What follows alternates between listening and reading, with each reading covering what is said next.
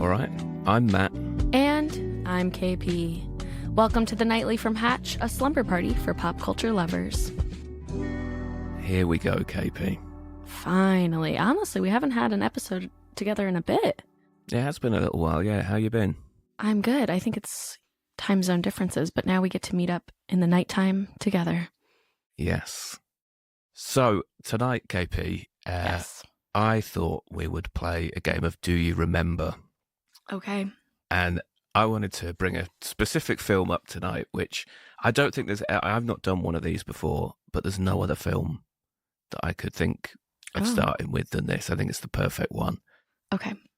How familiar are you with Titanic, the 97 film? Wow. It has been a long time since I've watched, but I used to love it. It would come in the 2 VHSs in the pack because it was so long. Oh, was it a 2 VHS job? It was a 2 VHS. I'm sure James Cameron put a bunch of special features and stuff, but you had to take out the first tape and put in the other one. Wow, look how far we've come. There it is. If you don't remember it, I'm sure, I think everybody's seen it, haven't they? Which is why it's a good starting point. Yes. And I've seen it a lot of times. It's one of those that I don't know why. I'm into the Titanic more than the sort of Romeo and Juliet angle, which I think is why I've seen it so many times. It does scratch an itch for like whatever you're interested in. If you want a love story, there's the love story. But if you just want a cool historical ship going down, I think the movie hits that too. Yeah, if you're into sort of disasters and stuff, it really it doesn't get much bigger than that. And so it starts off with obviously Rose, who's the main woman love interest of Jack. Mm-hmm. She goes to the ship with her husband Cal, he's not a great guy actually. Cal is he's pretty nasty piece of work. He's just he's a real smarmy guy. Mm-hmm. I don't like at the start as well with they try in films like this, they try and put in like little historical Easter eggs. Oh, okay. Where Cal's talking about the paintings that Rose is putting on the ship. And he's like, oh, something Picasso. He'll never amount to a thing. Oh, yeah. And the whole audience is supposed to go, oh. Uh-huh. Yeah, you're winking at the audience. You go, little did they know. Uh-huh. So there's a lot of that in the first bit. Well, now, and I hate to already jump in, but isn't the first bit, she's like 90 years old looking for a necklace? Oh, you're right. Actually, I've gone back into where they go back in time. You're right. The whole thing is from the point of view of Rose in her probably late 80s maybe. I think so. Yeah. Again, this is a bit of a who am I to critique James Cameron? It's a bit of a he knew what he was doing. Yeah. Mm-hmm. Mm-hmm. There's an elderly woman who's kind of recounting this love story from however many years previously. I guess about 60 odd years before. 60. Yeah. And they get on a boat to go and look at the wreck. There's a guy who explains in really quite harrowing detail how the Titanic sank, despite the fact that she was literally on it when it happened. He's just sort of rubbing salt in the wound, really. It wasn't that cold water. So, you hated that. Really prizes open some old wounds. Yes. And then she goes into the room with all the TVs and stuff where they're looking at the wreck, and she goes back in time, and then it's her by the ship. Right. Great. Jack's in the pub beforehand. Mm-hmm. Leonardo DiCaprio. And actually, do you know what this came to mind? Because we spoke a few weeks ago on one of these shows about how Leo DiCaprio hasn't actually watched Titanic. Oh, yeah. I don't even know if he knows it sank. Because he doesn't make it quite to the end, does he? He doesn't. Sorry if you guys haven't seen it, but you've had 30 years to watch this one. Yeah, I don't even feel guilty about that. But basically, he wins tickets onto the Titanic. Because he's playing like poker or something, right? Again, pretty wild decision from the guy he's playing poker against. Presumably, a lot of it in the steerage class, it was like immigrants going for a better life in America. And I think it's a Swedish guy who just puts his tickets in on a hand of poker and loses it. Not entirely sure why you'd do that. Gambling addiction. Yeah. He's just not thinking straight. I guess we could put it down to that, yeah. Yeah. I think he wanted one more round. He thought he was going to win really big, and little did he know he saved his own life. So yeah, he did win big in the end. Yeah, there was somebody looking out for him. So Jack gets the ticket, runs on the ship, and then he's in the bottom of the boat in the steerage class with a bunch of Swedish people who are wondering where their Swedish mate is. Oh, sure. Okay. I don't remember that. Yep. That's one of my favourite lines from it is the... I think... Oh, it's him and his mate Fabrizio, and they're sort of jumping in the bunk beds and they're sort of laughing and joking around with these Swedish guys, and then they leave the room, and one of these Swedish guys, it goes dead quiet, and he just goes, "Where's Sven?" That's good. That's one of my favourite lines from any film. Do they explain? So Jack is American in this. Yeah. And Kate Winslet is British. Yes. The ship is leaving from London. Southampton. Yeah. Okay. And going to New York. Now, why is Jack over in England? I think they kind of skirt over this later on when he's showing pictures of his drawings. Oh, he went to France to learn how to draw or something? Uh-huh.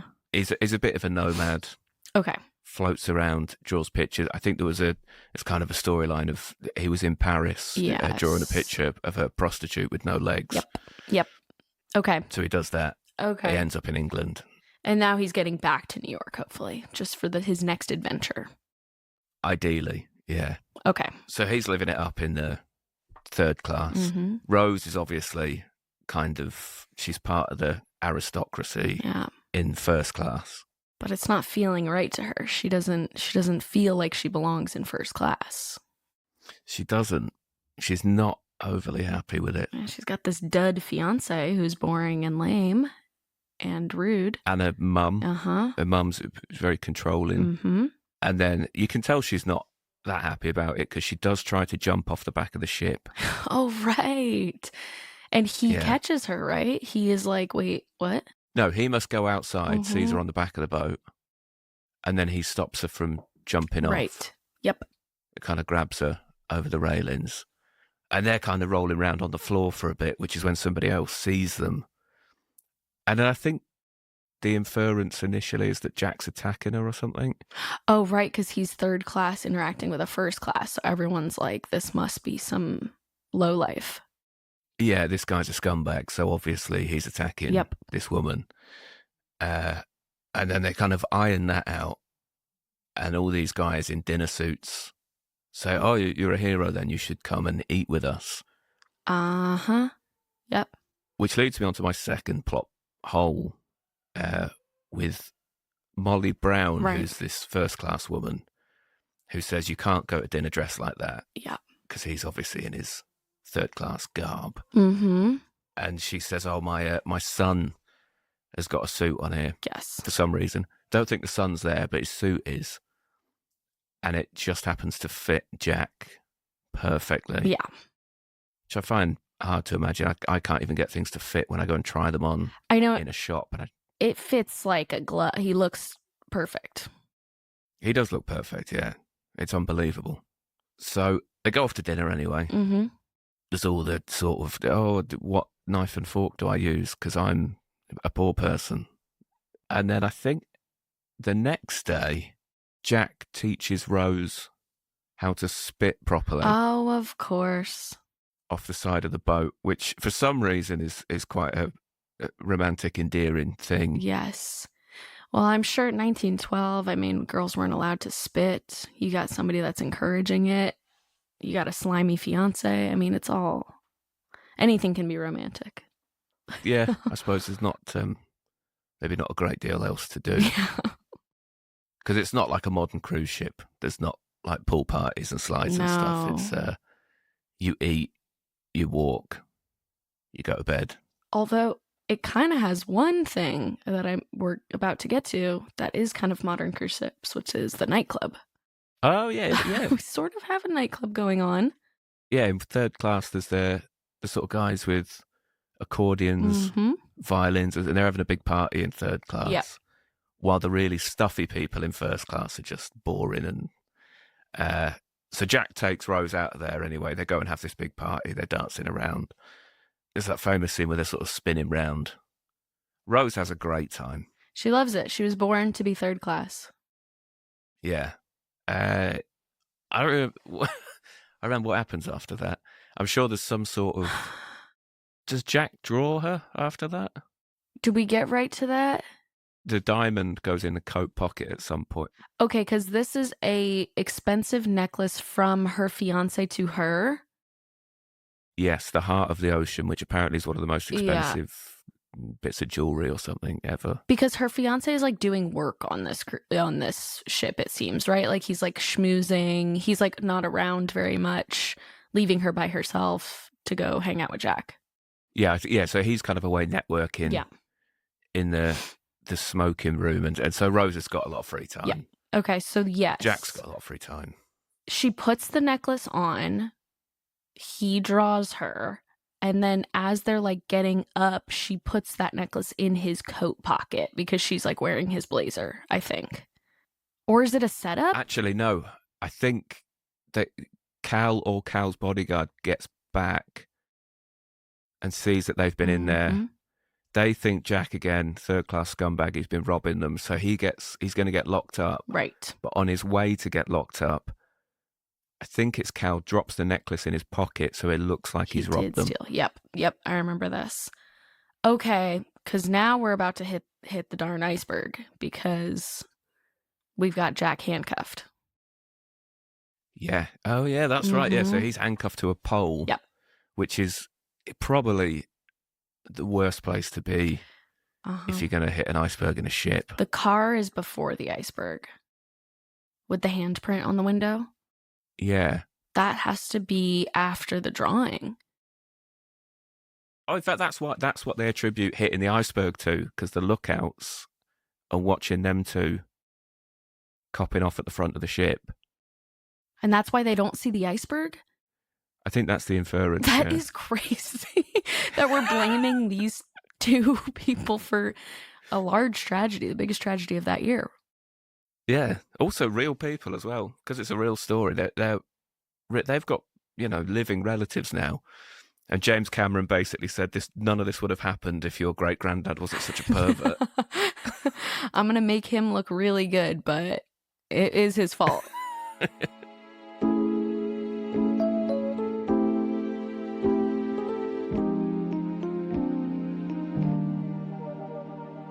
So the guy who was the lookout, I think it was Frederick Fleet, the real guy.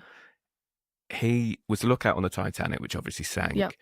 You're not going to believe this. He got a gig on another ship as a lookout.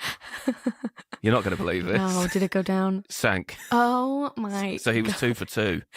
Well, I got to give him credit. Those ships that in that time period, I mean, they were barely working. Yeah. It can't have all been his fault. No. And I heard the conditions were just quite bad that night.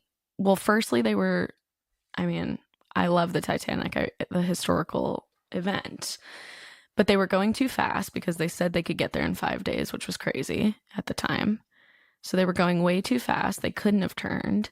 Then that night, there was no moon at all. It was like the tiniest little sliver moon, so you couldn't see anything. And then the biggest issue was that the coal rooms, the wall didn't go all the way to the top. So if one flooded, they all flooded. Yeah, that was the whole watertight compartment thing. They only went up so high. So I want to give Fleet, if a relative of Fleet is listening, it's not his fault. No. Completely. No. A little. And we'd all have a look. Yes. We'd all have a look if that was going on. Yes. Anyway, yeah, ship's sinking. Yep. Jack's been cut out, so he's no longer handcuffed to a radiator, which is good. Yeah. It's all a bit sketchy from this point. Cal's got a gun. Oh, yeah, because it's all chaos right now. I mean, everyone's running. There's and they're blocking off the third class. They put that gate up. Yeah. That's a crazy moment. Yeah, which again, apparently that's not historically accurate. Okay. I don't think that actually happened. Good. But in the film, yeah, they're locking up anyone in third class, which is where they are. Mm-hmm. Oh, there's a good bit where Jack and Fabrizio and his other mate, oh right, I think it's a big Irish fella, they pick a bench up and smash down a gate. Mm-hmm. So they get out up to the boat deck, and then Rose doesn't want to get in a boat. Cal and Jack are actually on the same page with this. They both say you should get in a boat. And I think she does get in one, and then she jumps out, maybe? Yep. So she wants to stay with Jack, which, again, mental decision. Trying to think if anything else important happens at that. But I think that's sort of like... Yeah, what's up with Cal's gun? He has a gun. He, like, threatens to shoot Jack. He chases Jack and Rose through the ship. Oh, because he remembers when the ship's sinking, he goes to the safe to get the necklace and then goes, I put the necklace in the coat. And he's actually, by this point, he put the coat on Rose to keep her warm. So he's lost the necklace. Ship sinks. Yep. So Jack and Rose kind of make it to the back of the ship, which is the last bit to go down. Yeah. And they're with the baker, who's a real guy, that baker. Charles Joffin was the guy's name. Wow. And he is there just basically getting hammered. He got a load of brandy out the kitchen. That kept him warm. He survived. So they go down with the baker. And then they're just in the water. And there's a bit of wood, which people say is a door. Not a door? It's not a door. It's a bit of a surround from a door. Okay. Which is only big enough, apparently, for one person. Now, where do you stand on this? Because I have some thoughts. I'm inclined to believe that it is only big enough for one person. That's what I think. If two people got on it, it would... Well, and they show that. I don't know why people have selective memory about this moment, but it's like Jack does try and get on the door, and then it wobbles so much and starts sinking that he decides not to. So I'm like, when people think that it's big enough, it's not the bigness, it's that there's not enough buoyancy for two.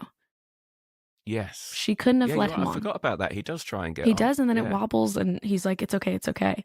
So I don't know why people forget this. It was big enough, but not buoyant enough, people. Yeah. So remember that. I mean, they could have definitely swapped around at some point. But he was chivalrous. Yeah. That's his downfall. So that's basically what happens. Jack is hanging onto the door, but in the water, freezes to death. He drops off. Yep. That's the end of Jack. Rose blows a whistle, gets attention, gets in a lifeboat. She's whistling. Yep. Yeah, basically cut back to old Rose, and she has got the heart of the ocean, the really expensive diamond, which is what the people who were going on the Titanic expedition wanted, really. They wanted this. They got the safe from the wreck because they wanted the necklace. Turns out she had it all along. Right. And, she chucks it in the sea. Another very strange decision. I do like that. I like that they wanted this little rich thing so much. And she goes, it's for Jack. And then she throws it to him. Does it make a ton of practical sense? No, but she's in love still. It's okay. Which I know I've seen a lot of memes about this, so it's kind of well-trodden ground. But the more you think about it, the more insane it is that she had a 3-day affair with a guy on a boat. Totally. And she has lived her whole life. But she did remarry, right? Don't we see that she has grandkids of her own or something? Yeah. All right. So, she had... Yeah, she's on the ship with her granddaughter. I mean, she couldn't wait forever. It was just a vacation crush. Yeah. I mean, borderline obsessive, to be honest. A bit weird. But there you go. That's Titanic. That is Titanic. That was a real 2 VHSer. There's a lot to get into. It was a 2 VHSer, yeah. Yes, we only scratched the surface, really, but that's all you need to know. Yes. And I'll be honest, KP, after that, I'm getting pretty sleepy, so I've got to turn in. But before I do, we do have a Goodnight message from a listener named Hussein that I wanted to read. So Hussein says, "Good night to my enemies. I am wishing on your downfall. Into bed. Have a good night's rest." I like that. I like that Hussein has a lot of enemies. I think that means you're doing something right. Yeah, you can't please everybody. Don't. Thank you for sending in your message, Hussein. And as a reminder, listeners, you can send your goodnight message to us at thenightly@hatch.co, and we might read it out. Good night, everybody, and good night, Matt. Night, KP.